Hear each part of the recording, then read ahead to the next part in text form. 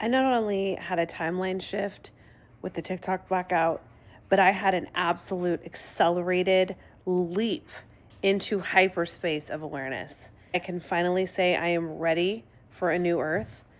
My frequency matches whatever it needs to be to get there. And it was all because I read all of Neville Goddard's works. I spent the last 3 months on a book group with several TikTok community members here, people on TikTok that have become my friends and my soul tribe. And together we read all 14 of Neville Goddard's works, and we summarized them and we discussed them. And it has led to an absolute paradigm shift. And I'm going to share with you the things that I gleaned from that read so that you don't have to go back and read all 14 books. So here we go. Number 1, your self-concept creates your reality. It is the most important thing you can be working on right now. It is not doing the secret meditations. It is not making vision boards. It is working on your self-concept. And that means surrounding yourself with people that are good for you, with people that love you, with people that are doing the same thing. They are working on their self-concept. They are healing. They are not stuck in the old patterns, in the old way. They don't hate themselves. That's number 1.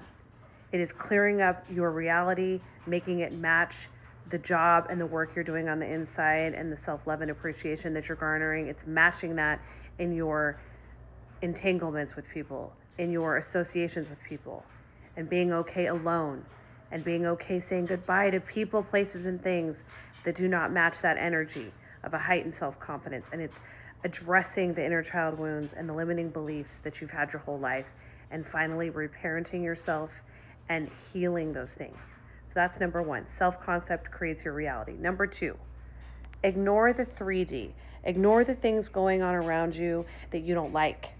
Ignore the evidence of the senses, as Neville Goddard calls it. And so what do I do then? Because my mind needs to focus on something. And if it's not focusing on the 3D around me and the things that I don't like, what do I even focus on, you may ask? Well, that leads me to truth number 3 of Neville Goddard. Imagine better than the best you know.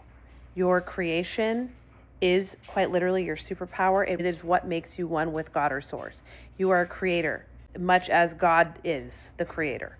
You are the creator. You are co-creating with source. You are one and the same.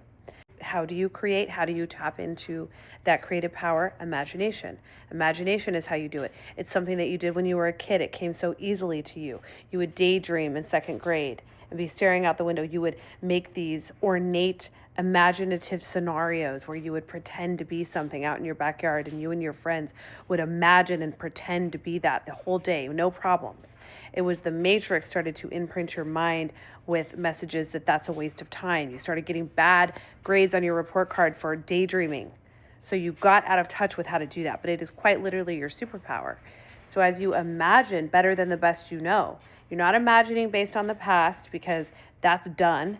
And if you imagine based on the past and your experiences in the past, you will just perpetuate the past. So you are imagining something entirely new.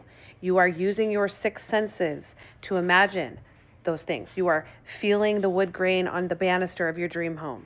You are smelling the scents of the beach air on the vacation that you want to see come into existence. You are feeling the love and appreciation and connection of your soulmate relationship as you lay in bed alone.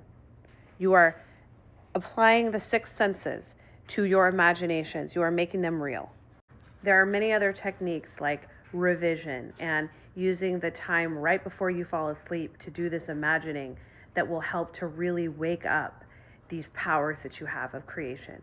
But those are the 4 main ideas that you need to take into this new year, 2025, if you truly want to change and you want a quantum leap into a new reality, and you want to be happier and less stressed and less worried about other people, and you want to have better friends around you, you want to have more positive interactions, you want to have more wealth and abundance.